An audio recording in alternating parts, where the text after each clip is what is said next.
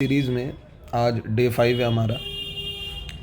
अब तक हमने पिछली 4 क्लासेस में एडमिशन ऑफ पार्टनर के क्वेश्चन देखे जो कि आपके एग्ज़ाम में 6 मार्क्स में आ सकते हैं। आज हम जो क्वेश्चन देखने वाले हैं वो आपके एग्ज़ाम में वो भी 6 मार्क्स का आ सकता है और ये क्वेश्चन रिटायरमेंट ऑफ पार्टनर से है।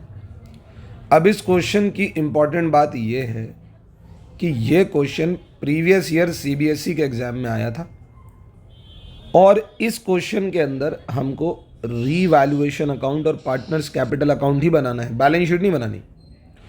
और इस क्वेश्चन में कैपिटल एडजस्टमेंट है, काफ़ी इंपॉर्टेंट कैपिटल एडजस्टमेंट है जो ज़्यादातर आपके एग्जाम्स में देखी गई है, तो आपके लिए क्वेश्चन इंपॉर्टेंट बन जाता है। जैसा कि क्वेश्चन में गिवन है, 3 पार्टनर्स हैं, अर्नव, भवि एंड छवि। इनका प्रॉफिट शेयरिंग रेशियो है 3:2:1। ठीक है। अर्नव ने बिजनेस में 1,80,000 का कैपिटल लगाया हुआ है, भवि ने 1,60,000 रुपये का कैपिटल लगाया हुआ है और छवि ने 1,00,000 रुपये की कैपिटल लगाई हुई है। तीनों पार्टनर्स ने कुछ ना कुछ कैपिटल लगाया हुआ है। क्वेश्चन के अकॉर्डिंग छवि रिटायर हो जाती है और जब छवि रिटायर होगी तो छवि कहेगी कि मुझे मेरे हिस्से की कैपिटल दो। अब कैपिटल तो लिखी हुई है 1,00,000 रुपये, लेकिन हमें छवि को सिर्फ 1,00,000 रुपये वापस नहीं करना।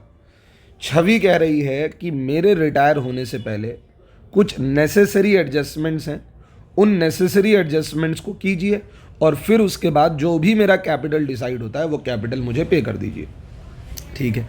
अब वो नेसेसरी एडजस्टमेंट क्या है, पहले तो आप बैलेंस शीट में ही नज़र मारिए। आपको बैलेंस शीट में एक चीज़ नज़र आएगी और वो है प्रॉफिट एंड लॉस अकाउंट का डेबिट बैलेंस।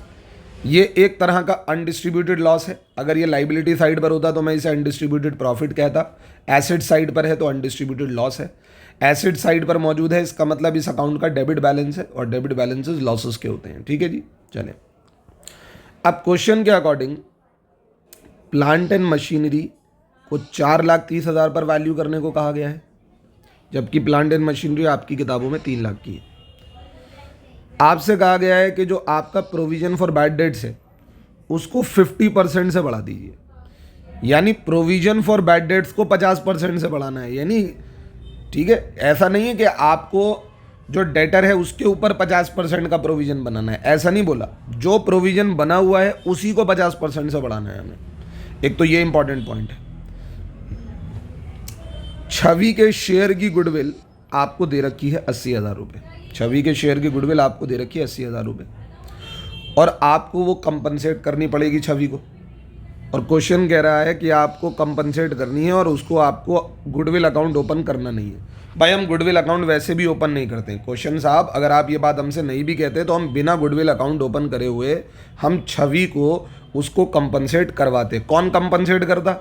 छवि के जाने के बाद किसको फ़ायदा होगा? अर्नव और भवि को गेन होगा। तो बस अर्नव और भवि छवि को कंपनसेट करेंगे उसके हिस्से की गुडविल। किस रेशियो में? गेनिंग रेशियो में। सर क्वेश्चन में गेनिंग रेशियो निकालनी पड़ेगी क्या? भाई देखो, जब क्वेश्चन में ज़्यादा डिटेल नहीं होती ना, बस पुराना रेशियो दे रखा होता है और आपको बता दिया जाता है एक बंदा चला गया और कोई डिटेल नहीं है, तो फिर जो ये बचा हुआ पार्ट है ना 3/2, 3:2, ये 3:2 ही नया रेशियो है और ये 3:2 ही गेनिंग रेशियो है। ठीक है ना। तो गेनिंग रेशियो बड़ी सिंपल है यहाँ पे। 4th पॉइंट कहता है कि छवि को पेमेंट करी जाएगी, the total amount to be paid by Chhavi, मतलब total amount to be paid to Chhavi. अब ये पेमेंट करेगा कौन? ये कह रहे हैं अर्नव और भवि कैश लेकर आएंगे इस तरह से, in such a way as to make their capital proportion to the new PSR। मतलब ये इतना कैश लेकर आएंगे कि छवि को भी पेमेंट हो जाए और इनका जो कैपिटल है बाकी अर्नव और भवि का वो भी प्रॉफिट शेयरिंग रेशियो में आ जाए। तो ये आपको कैपिटल एडजस्टमेंट देखने को मिलेगी और मैं आपको पहले ही बता रहा हूँ इस तरह की कैपिटल एडजस्टमेंट ज़्यादातर रिटायरमेंट के क्वेश्चन में होती है। क्वेश्चन कहता है कि बाकी के बचे हुए पार्टनर रिटायरिंग पार्टनर को उनका पैसा इस तरह से देंगे कि छवि को पैसा भी दे दिया जाए और बाकी के बचे हुए पार्टनर्स का कैपिटल नई रेशियो में आ जाए। तो ऐसी सिचुएशन में कैपिटल एडजस्टमेंट कैसे होती है वो हम बाद में करेंगे। फिलहाल हम क्वेश्चन करना शुरू करते हैं। हाँ जी, पार्टनर्स कैपिटल अकाउंट मैंने बनाना शुरू किया। ओपनिंग कैपिटल लिख लिया तीनों का। ठीक है, चलें। सबसे पहले हम गुडविल की ही बात कर लेते हैं। छवि के शेयर की गुडविल कितनी है मेरे बच्चे? सर 80,000। तो सर 80,000 छवि के कैपिटल में बढ़ा दो। बढ़ा देंगे, ठीक है, बढ़ा दिया जाएगा, लेकिन छवि को ये पैसा कंपनसेट आखिर करेगा कौन? सर अर्नव और भवि ही करेंगे, बिल्कुल करेंगे ना।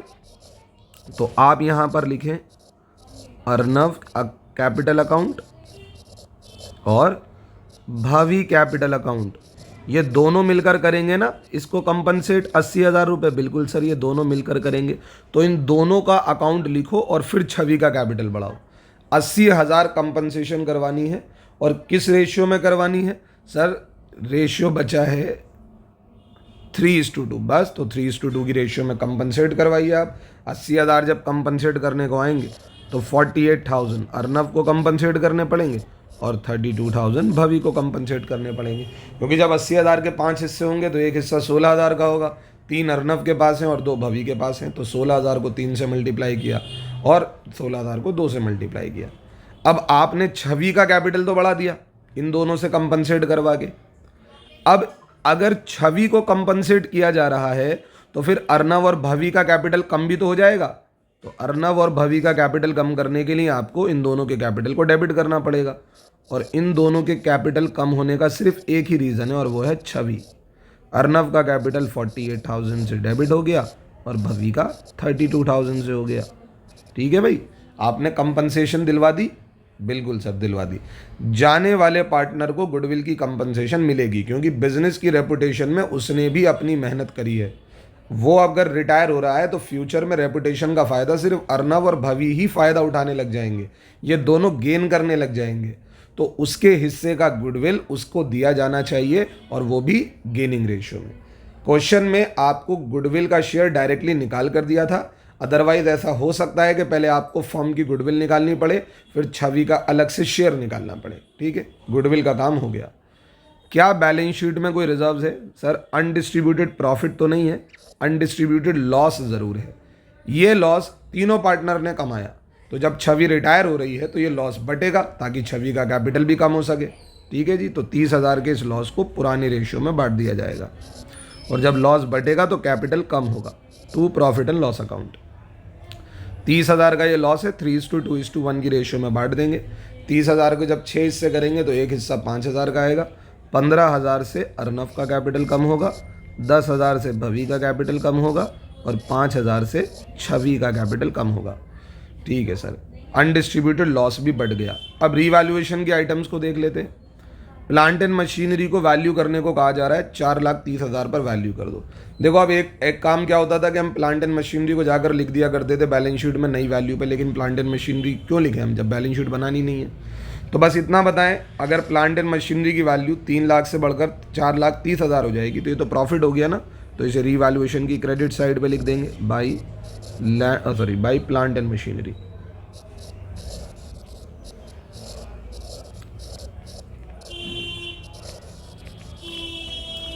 $1,30,000। क्वेश्चन कह रहा है कि जो प्रोविजन तुमने बनाया हुआ था उसे 50% से बढ़ा दो।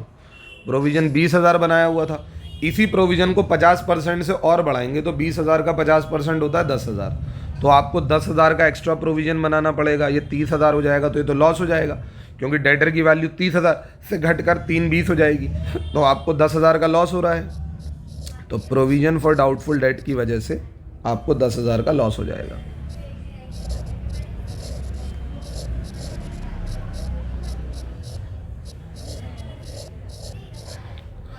एक 30 का फायदा, 10,000 का नुकसान ले देकर 1,20,000 का फायदा।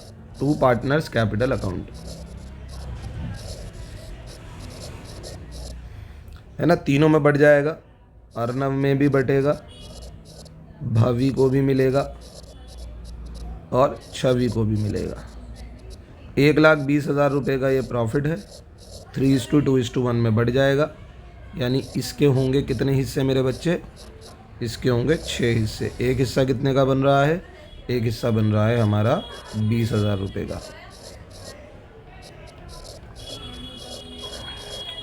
तो 3 हिस्से इसे मिल जाएंगे, 60,000 इसके हिस्से में, 40,000 इसके हिस्से में और 20,000 इसके हिस्से में। अब यही चीज़ इनके कैपिटल की क्रेडिट साइड पे लिख दो। By revaluation account.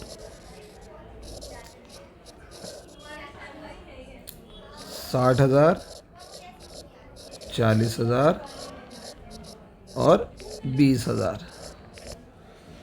सारी चीज़ें हो गई सर, कुछ भी नहीं बचा अब क्वेश्चन के अंदर सिवाय कैपिटल एडजस्टमेंट के। क्वेश्चन कह रहा है अर्नव भवी का कैपिटल न्यू पीएसआर में होना चाहिए और छवि का कैपिटल पे हो जाना चाहिए। भाई ज़रा एक बात बताएं, हमें यहाँ पर बैलेंस सीडी लिखना होता है, आप सब अच्छे से जानते हैं लास्ट में, है ना। बैलेंस सीडी अगर, अच्छा एक बात बताओ, किस किस का आएगा? अर्नव का और भवी का आएगा। छवि को तो पेमेंट हो जाएगी, छवि का बैलेंस तो यहाँ पर आएगा ही नहीं, उसे तो पेमेंट की जाएगी, टू बैंक लिखा जाएगा, ठीक है। छवि को तो पेमेंट की जाएगी, उसका टू बैंक लिखा जाएगा। लेकिन पेमेंट करने से पहले ज़रा हम एक बार देख लेते हैं कि क्वेश्चन के हिसाब से मुझे क्या कर लेना चाहिए। बेटा मेरा जो क्वेश्चन मुझसे कह रहा है, ज़रा मैं उसे दोबारा ढंग से पढ़ता हूँ।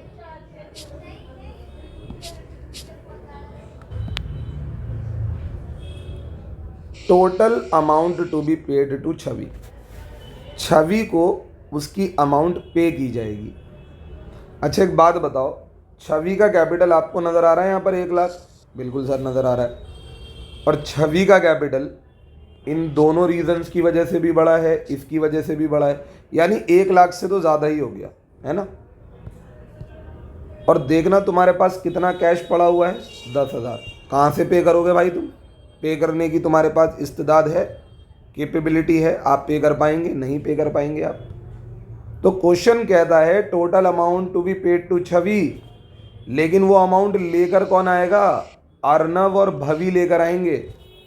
जो पैसे की कमी पड़ेगी वो अर्नव और भवी लेकर आएंगे, और साथ साथ वो इस बात का ख्याल भी रखेंगे कि उनकी जो कैपिटल है, पैसा लेकर आने के बाद कैपिटल जो है उनकी न्यू पीएसआर के अकॉर्डिंग हो जाए। तो सर ये कैसे डिसाइड होगा? मैं आपको बताता हूँ ये कैसे डिसाइड होगा। देखो, जब भी कैपिटल एडजस्टमेंट के क्वेश्चन करते हो ना, तो पहले आपको फर्म की नई टोटल कैपिटल पता होनी चाहिए। आपने एडमिशन के भी दोनों क्वेश्चन करे, मैंने आपको वहाँ पर पहले टोटल कैपिटल ही निकलवाई, समझ में आई? तो यहाँ पर भी आप पहले टोटल कैपिटल निकालें। कैसे निकालेंगे? चलो भाई पहले आप ये देखो कि अर्नव के कैपिटल में आखिर बन कितना अमाउंट रहा है, 1,80,000 और 60,000। अगर आप इन दोनों को जोड़ते हैं तो ये 240 होता है। 240 में से फिर इन दोनों को माइनस करो, 48,000 को और 15,000 को माइनस करो। जब आप इन दोनों को माइनस करते हो तो बनता है 177। ये हुआ अर्नव का कैपिटल। ऐसे ही भवी का 1,60,000 और 40,000 ऐड करो, ये 2 लाख होता है। 2 लाख में से फिर आप इन 42 को माइनस करो, तो 42 माइनस करने के बाद बचता है 1,58,000। ये हुई भावी की कैपिटल। जब छवि फर्म के अंदर थी तो कैपिटल कितनी थी? 1 लाख, 1,38, 1,80, 2 लाख। 2 लाख में से 5,000 माइनस करे 195, यानी छवि की कैपिटल है 195। यानी जब कोई रिटायर नहीं हुआ था तो तीनों की कैपिटल अगर जोड़ दूं तो मुझे टोटल कैपिटल पता लग जाएगी, और वो टोटल कैपिटल होगी 5,30,000।